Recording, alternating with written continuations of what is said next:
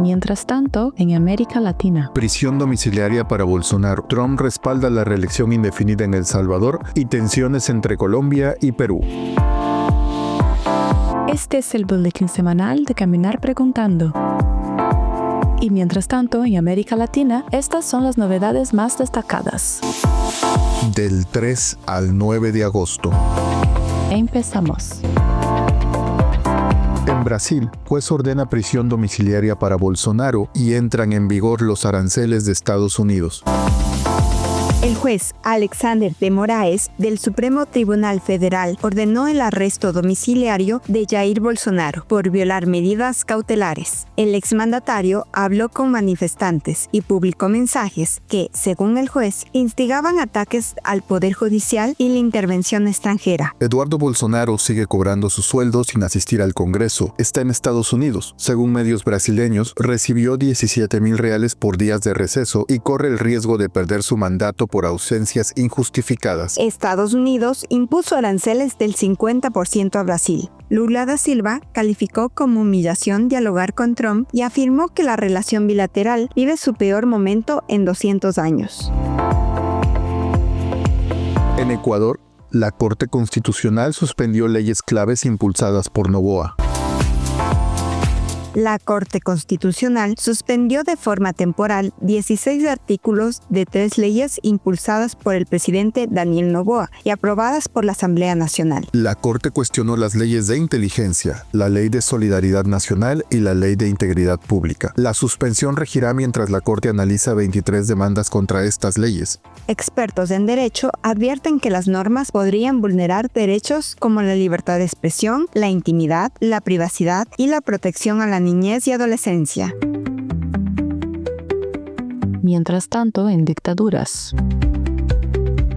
En Cuba, el ejército acumula miles de millones de dólares mientras crece la crisis alimentaria.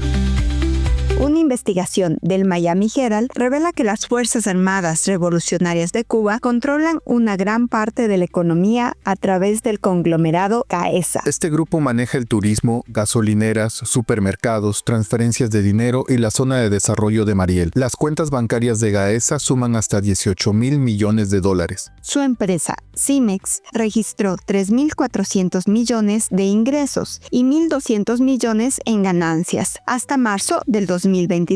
Gran parte de esta riqueza está en cuentas bancarias, sin fiscalización externa, mientras la población enfrenta la peor crisis alimentaria en la historia moderna del país. En El Salvador, Trump respalda la reelección indefinida de Bukele. La administración de Donald Trump apoyó públicamente al presidente salvadoreño Nayib Bukele en su defensa de la reelección indefinida. El Departamento de Estado afirmó que la Asamblea Legislativa tiene derecho a decidir cómo gobernar. Bukele argumentó que en muchos países desarrollados existe reelección ilimitada y acusó a la comunidad internacional de aplicar una doble vara contra El Salvador. El respaldo de Trump llega después de que Bukele ofreciera su megacárcel, CECOT, para recibir a deportados de Estados Unidos. Pese a críticas internacionales y al éxodo de periodistas y personas defensoras de derechos humanos, el mandatario salvadoreño sostiene que su país actúa con soberanía frente a las presiones externas. Y mientras tanto, en el resto de la región. En Bolivia, no todos los candidatos estarán en el segundo debate y crecen las tensiones antes de las elecciones.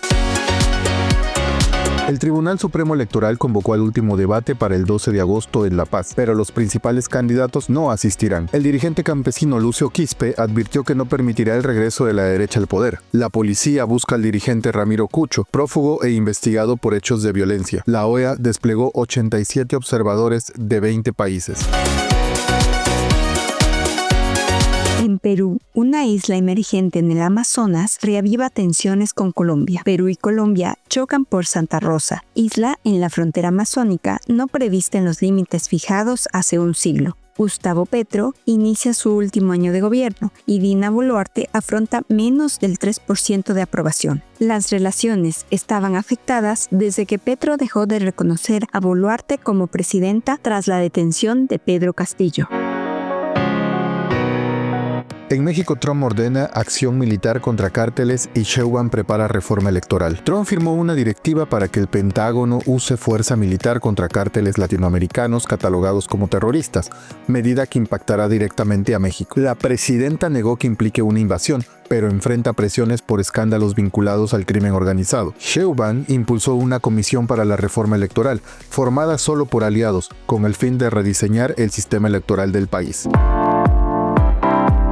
Esto fue Mientras tanto en América Latina, porque en la región siempre hay noticias que contar. Lee más noticias en caminarpreguntando.com. Hasta la próxima.